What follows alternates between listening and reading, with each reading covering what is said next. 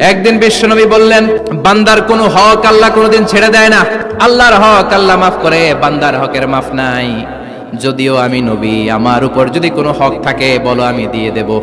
কোন সাহাবী দাঁড়ায় না। এক সাহাবী দাঁড়িয়ে বললেন, নবী, যুদ্ধের ময়দানে চাবুক চালানোর সময় এক কাফেরকে মারতে যেয়ে আপনার লাঠির বাড়ি আমার পিঠের মধ্যে পড়েছে। আপনি যেহেতু এই কিসাসটা আদায় করতে চান, আপনার পিঠে আমি লাঠির বাড়ি মেরে এটারে শোধবোধ করে দিতে চাই। বিশ্বনবী বললেন, আসো, তুমি এসে আমার পিঠে লাঠি দিয়ে চাবুক দিয়ে বাড়ি মারো। সাহাবী বলে, ও নবী, যখন আপনি আমার চাবুকটা পিঠের মধ্যে মেরেছেন, আমার পিঠে তখন জামা ছিল না। আপনি যদি যথা নিয়মে কিসাসটা আদায় করতে চান, আপনার জামাটা খুলেন, খালি পিঠের মধ্যে বাড়িটা মার। সাইয়েদনা ওমরে ফারুক হাতের জামা এরকম করতে শুরু করছে, আয় এদিকে আয়।